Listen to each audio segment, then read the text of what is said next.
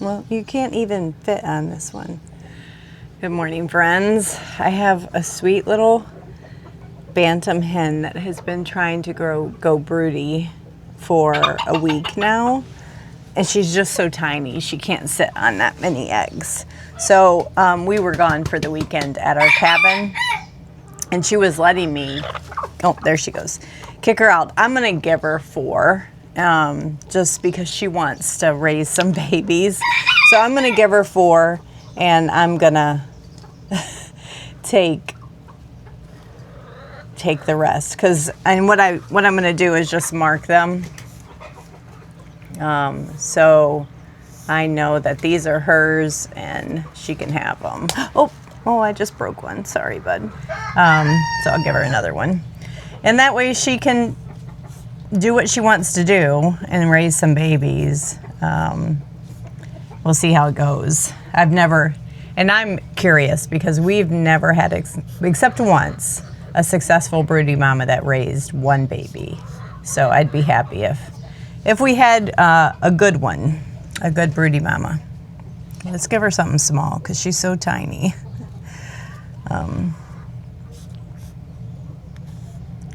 And then I'll just know every day when I come out and get the eggs, I won't take these ones from her.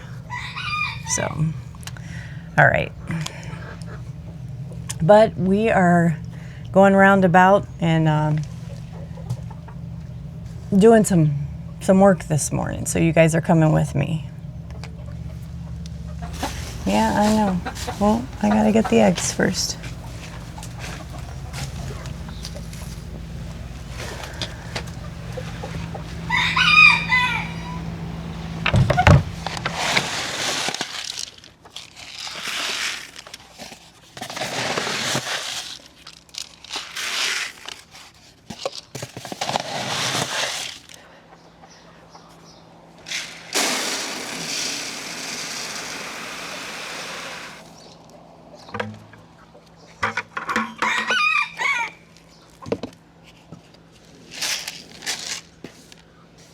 All right, next on the list is we're going to check on the turkeys.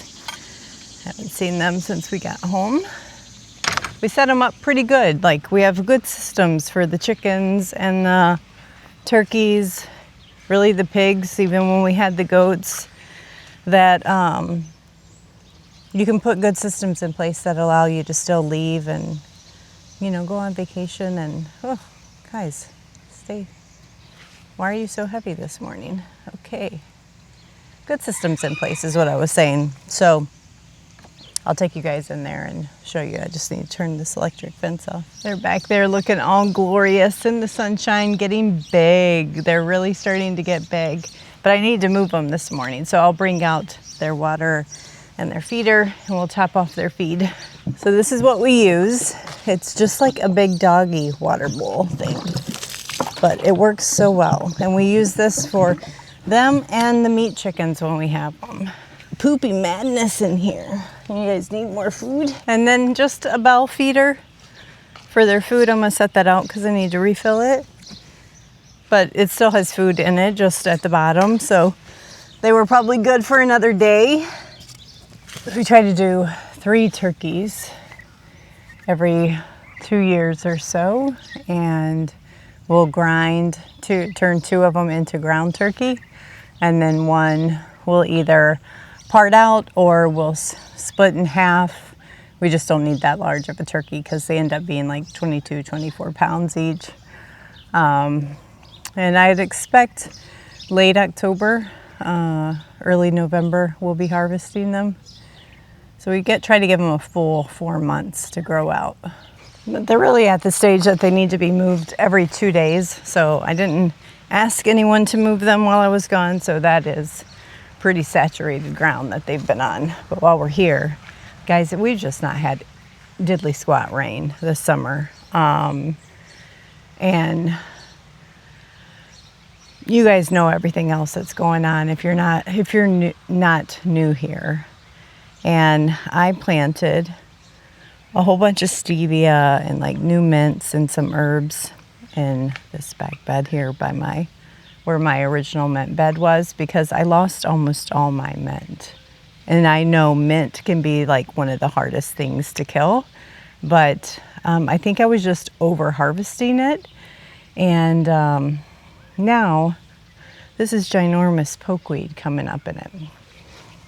We have a really big problem with pokeweed here. And I know it's edible and all that goodness, but I'm not interested in it. So I'm just gonna get this out so that things can at least get some sunshine in here, because I went through all that work and things are struggling. This lemon verbena is looking good though. It is a pretty plant, I'll tell you that. It looks quite tropical, but you let those seeds fall in. Like my phlox, I couldn't even see my phlox from the kitchen. It's annoying as all get out. And I've got some kind of crazy vine growing in here, something called Japanese honeysuckle, we think it is. I don't know where it came from, just everywhere. Oh, big ragweed. It's ragweed season here in Michigan. Gotta get those out. That's why we're mowing our pasture this year so much. I don't know if you guys have ever noticed that in the background. We typically don't mow our back pasture a ton and let it go wild for the birds and the deer and everything, the bunnies.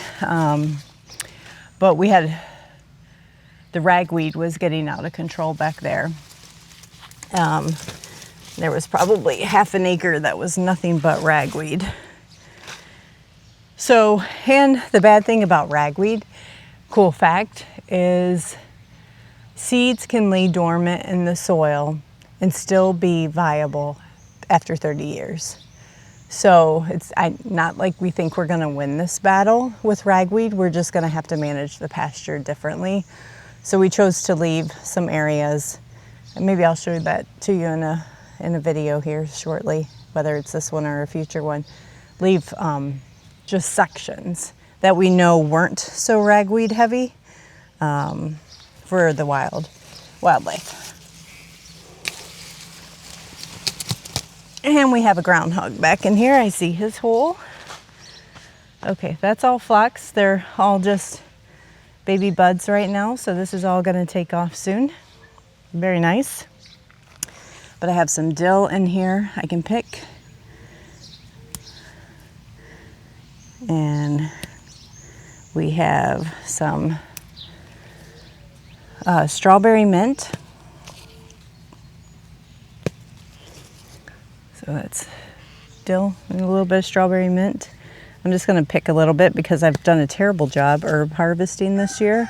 And it's something that I preach on my channel, is harvest often, so that you get, you know, your bang for your buck for the season. Okay, and the stevia, this is stevia, and that is just looking sad because it was so smothered. So I think I'm gonna research. It's my first year growing stevia. I'm gonna go in and research first exactly how and where to cut it before I cut any of that back. It smells divine.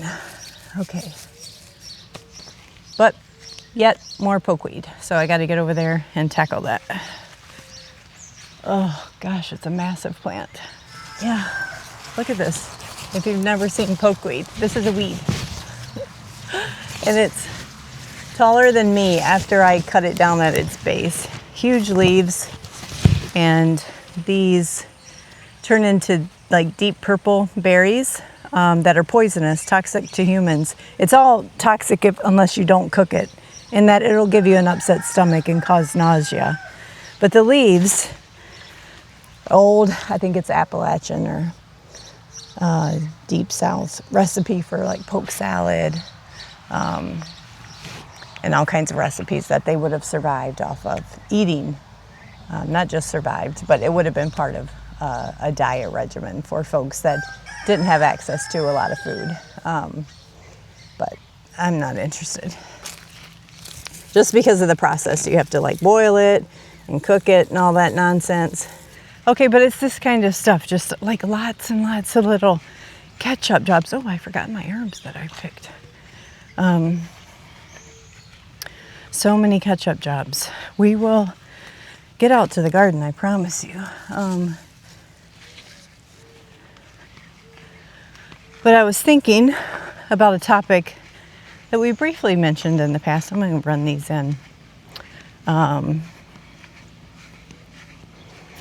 it's not necessarily what we're feeling, but maybe it can apply to some of you where you are in life. And that's called homestead burnout. Typically happens around year 6, year 7. We're in year 9 here on our little homestead. And I think we knew that going into it because we had pushed so hard those first 6 years, knowing that we were going to take the 7th year off. And some people can think that maybe that's what Rachel's struggling with today, or maybe you're struggling with it. I personally, no, it's not necessarily homestead burnout. It's just other life priorities have taken hold of my attention. And I wanted to just share, because we are kind of in the same shoes, but different for different reasons, ways to think about managing it, I guess.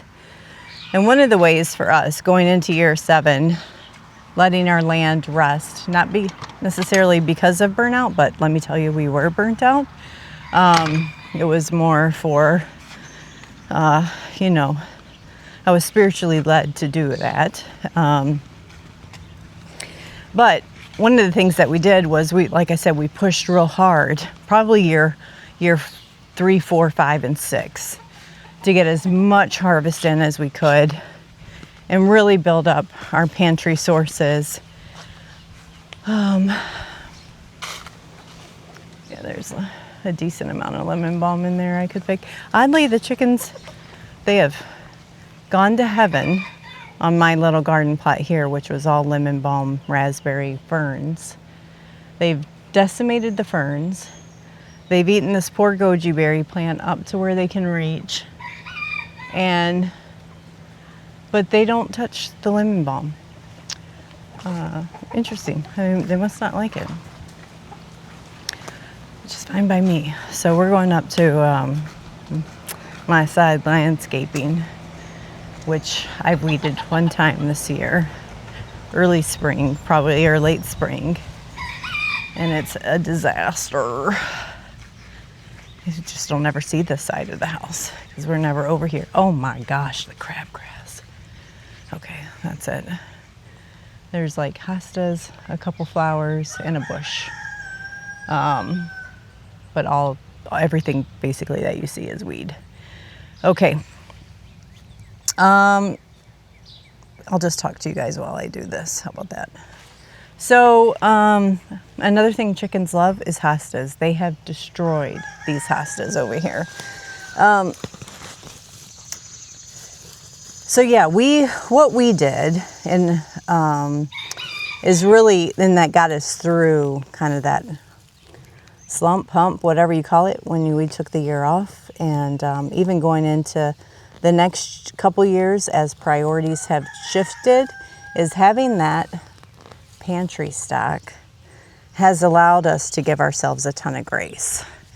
And so if you're early on, or if you're planning for time off or for adaptation of, life circumstances coming your way, that's something that you could do, is you could plan to go gangbusters for a couple years. I mean, and it really was like working 2 full-time jobs for me.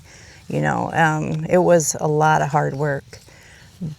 And then you have the opportunity to chill and relax. If this is really important to you, if it's not, like, and when I say this, I'm talking about, being sustainable, raising your own food for your family so that you're not dependent on external sources. And it was really, really important for us. And now, just really, a lot of factors have changed.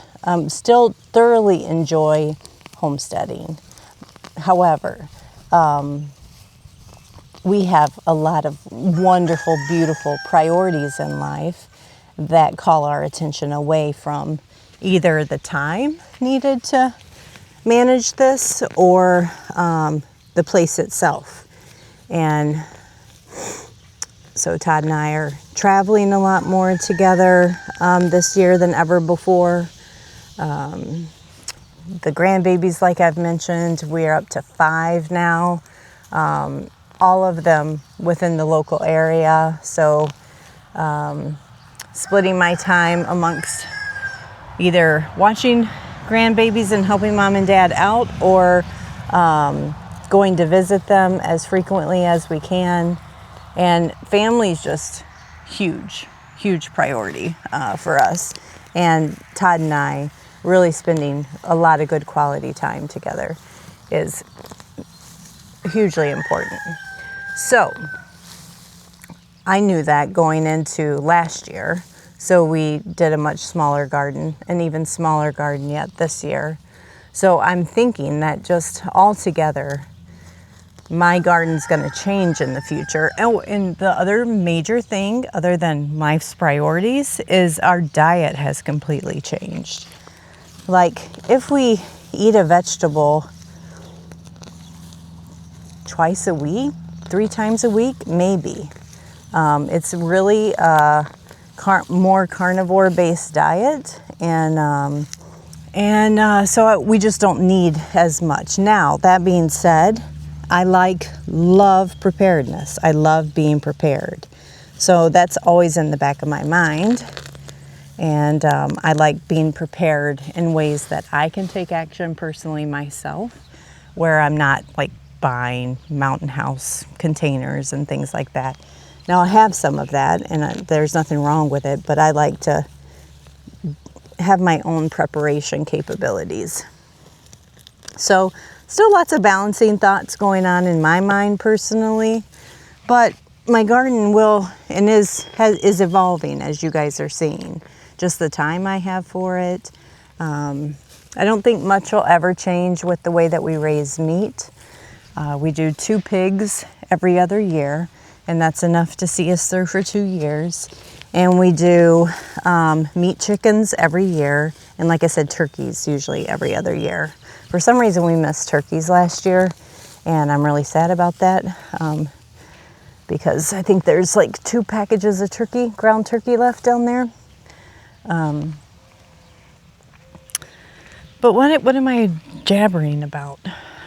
I think what I want to say is I had a couple thoughts. If you are coming into a changing season of life, say your kids are moving out for the first time and you're going to be empty nesters for the first time, or say, they're moved out, but now they're all going to start having grandkids. Or say you never had kids, but you've been working full time and now you're going to be retiring.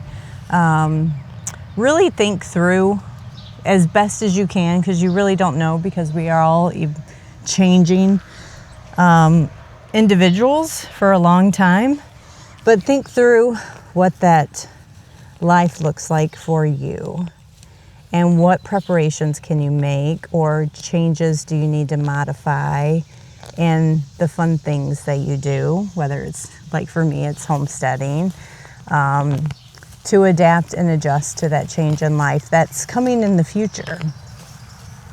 And, there was a lot of things that have happened over probably the last 6, 7, 8 years that have evolved for Todd and I. Like, one of the big ones we started with when I think our daughter was still home at the time. I know she was, because she would go with us sometimes, is, Todd, what are we going to do together when all the kids leave and we're no longer, focused on running them and going to their things and taking care of them, but it's just you and I in the house. So what are we going to do?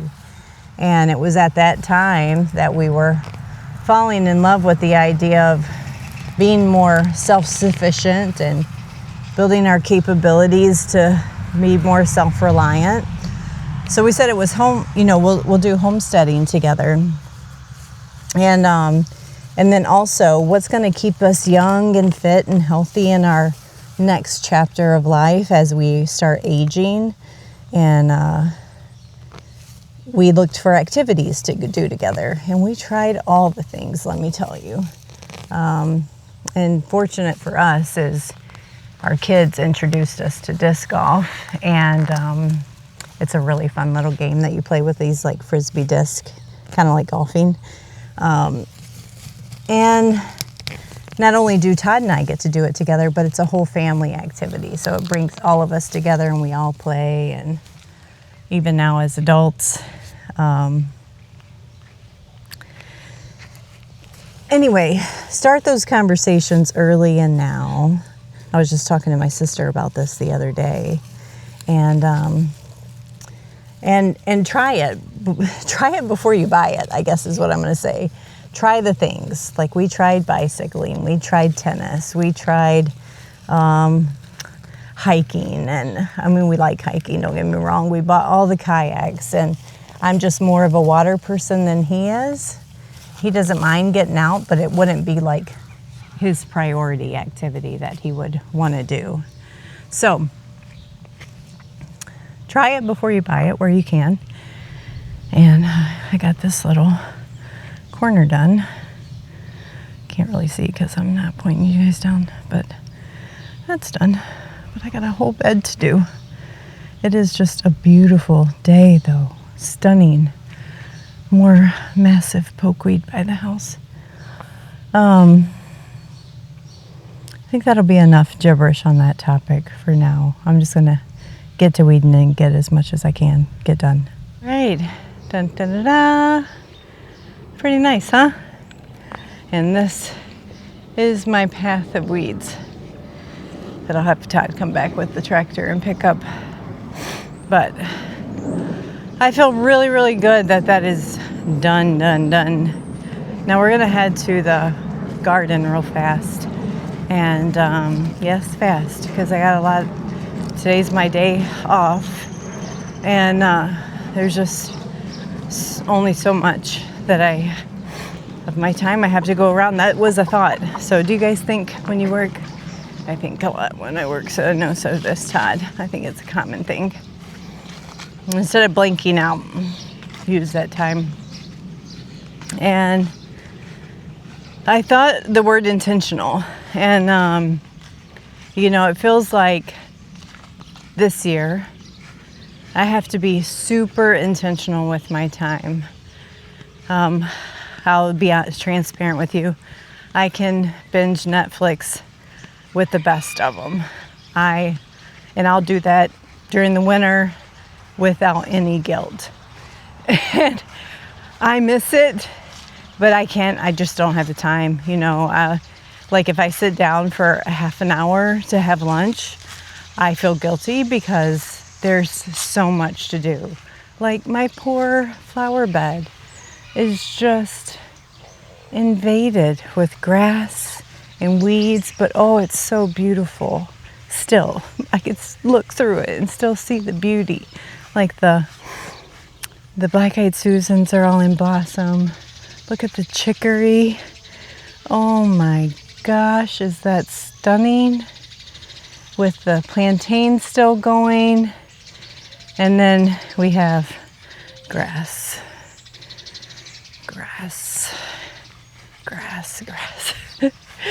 But the big thing I wanted to come and see, because guys, I've really not looked at the garden. I've ran through it and glanced at things, and I did that chop and drop with you guys the other day. Oh, good gosh. I still have the 2 paths to chop and drop, which you can't even walk through. You would never know a path is here. Maybe I am going to mow it, Chelsea, after all. Maybe I am. Okay. I really wanted to see if I have a zucchini out here, because my daughter-in-law, and I should start looking for pickles. My daughter-in-law posted my grandson picking 2 big old zucchini out of her garden. She started sooner than I did, to be fair. This holy basil. Oh my goodness. Look at the holy basil. I need to pick that. How beautiful. Okay, Let's pick you. That is a new tea variety. I haven't grown something new for teas in so long. So I'm excited about that. I see lots of flowers, but no cucumbers yet. But for being supposedly oops, let me pull you guys down here. Being a bush cucumber plant, it's still quite viney. I'm wondering if they got their tags mixed up. I don't know. Holy basil, how fun. Okay, I have so much borage I could come out here and harvest for tea.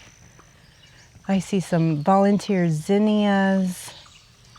Okay, we're gonna see if we can get in there, but let's finish picking this holy basil and you guys can stare at the glory of my weed pathway while I do this. You guys were so gracious though in that video. You know, I think a lot of us are in the same boat where like life just calls you away too much sometimes. And it's just a, you know, challenging year with weeds. I've definitely had that. One of you asked a really great question. And, you know, when I took that year off, did I cover or mulch the garden at all? And if I didn't, do I felt like that added to the pressure that I'm struggling with? 100% yes. Did I do it? No. So my idea was just let nature do what it's going to do, and let, basically from my perspective, God have his earth back and not be greedy about it. But at the same time, I recognize that God likes modesty, and I should have covered the earth and done something like this with, you know, you guys are looking behind me where the Ruth Stout bed is, and look how beautiful it is. Like, no weeds. This is strawberries. So I think if you're interested in doing something similar and have the time and the opportunity and resources, I would highly recommend, if you're going to let your garden go fallow, just heavily cover it. Because I think if I had done that, I would probably 100% be in a better situation. Lots of green tomatoes. Exciting. Gosh, I can't even see where the raised bed is. Okay, here it is. Oh, I do. I have a big one. Gosh. Oh no. Oh no, but I see a nice one. Okay, let's get in here. So this is a Ruth Stout raised bed I did with three zucchini plants. And they are gorgeous. Gorgeous. I'm not seeing any squash bug pressure yet. This one might look like it has gotten a squash vine borer in it though. Okay, so we're gonna get what we can get. While the getting's good, I see another one on the other side. Oh, sunflowers are just about to start opening. You guys, can you believe this jungle? This jungle. I do love the magicalness of a jungle garden, but not when it's this bad. And you know what I'm seeing for the first time in my garden this year? Real proper ladybugs. Like wild, not those, you know, invasive things. Like real proper ladybugs. So, oh, okay, you're gonna be a great griller. Let me get you off.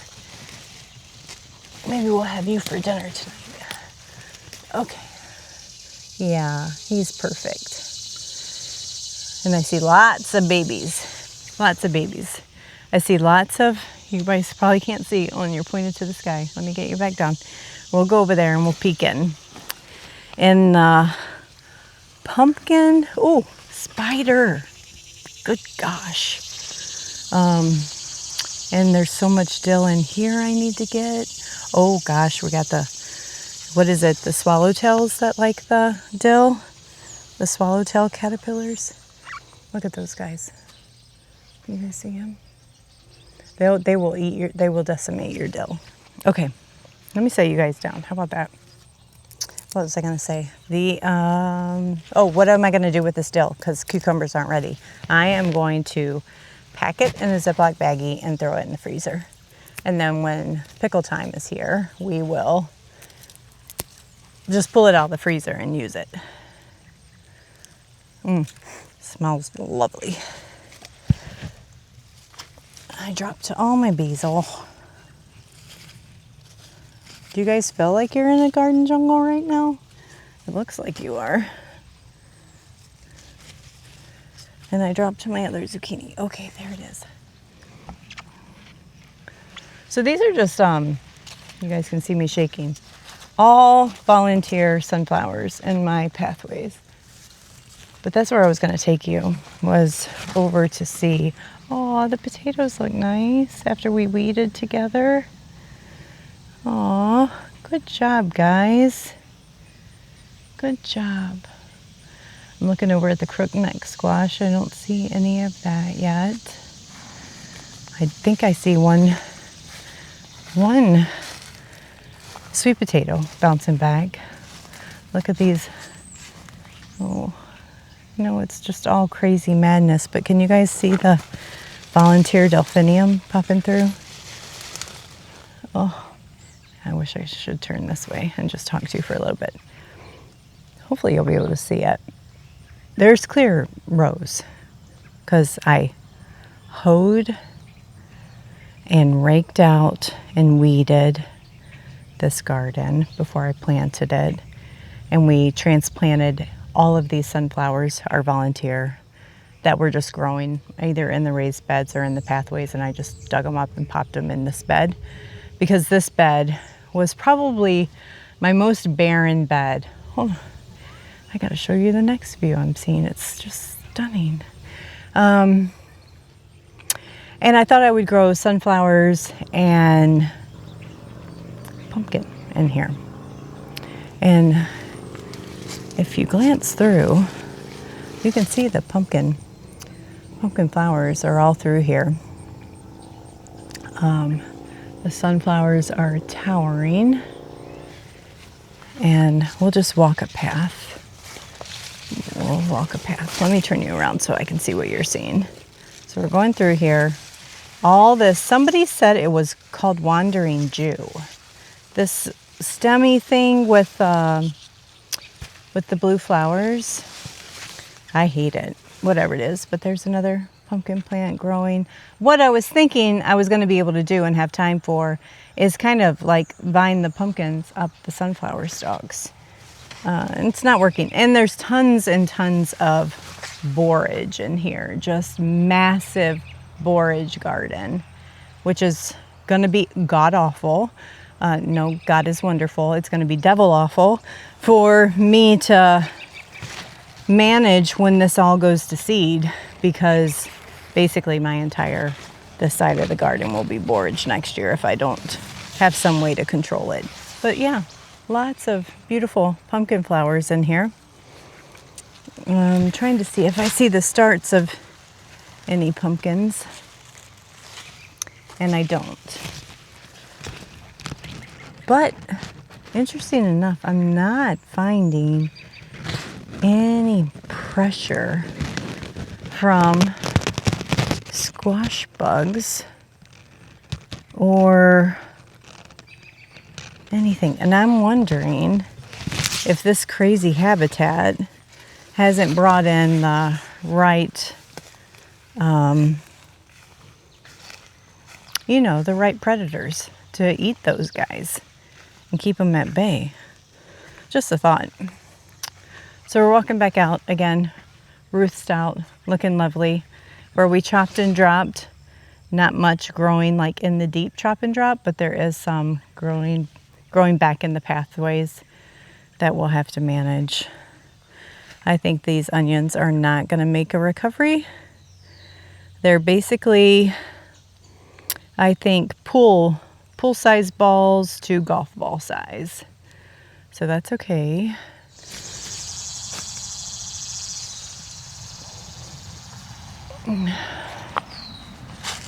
I'll just tell you guys, I can be, not all the time. I'm learning to be the the queen of giving grace. Giving grace to primarily myself, because you need to love yourself before you can thoroughly love others. And giving grace to situations. And I've been giving myself so much grace in this garden the last 3 years that, you know, there's a funny reel that goes around like, once you turn 50, you really don't care. You just don't. You are who you are by then. You don't care what people think about you. Things can just roll off your shoulders a lot easier. And I really feel that. I really feel that. Now I do want to get this back to a beautiful place where I can come out and sit and enjoy and you can see everything. But at the same time, I can easily sit here and see this beautiful bed of carrots beyond this pathway of weeds and see this kale I need to pick and go throw in the freezer for a quiche that I'm making later this week and be so thoroughly happy and grateful at the same time. So we started this video talking about priorities, right? Priorities shifting, life changes, and this could apply to anyone, like young people, older people, and it's just, I guess my final summary would be prepare for it as best as you can, what's coming your way, and then go into that change of season in life with immense grace for yourself. And you'll come out all right. It's going to be a journey, let me tell you. It's a journey because, you know, when you're in the midst of whatever season you are in now, you know how to do that. Like, oh, okay, this is my routine. I know how to do this. This is what I've been doing for the last 5, 10, 15, 20 years, whatever. And then suddenly something's going to change and it's going to set your life on a different path and a different trajectory, and new people are going to enter your lives, you know, environments are going to change, and you're like, whoa, how do I find a routine again? What's my purpose all over again? Like just a lot of those type of, you know, things. And okay, I'm just going to start rambling too much. Anyway, just my thought is wherever you are and you're preparing for a change and season of life, go into it with as much grace, with a little bit of grit behind it, and you'll come out all right, I promise you. All right, let me pick up all my goodies, and I think I'm going to go in and make a quiche. Got some fresh kale. I'll make a yummy quiche. Yeah, there's no crookneck squash yet. There is one lone sweet potato plant, so that makes me happy. Okay. Bye, guys. Have a great day.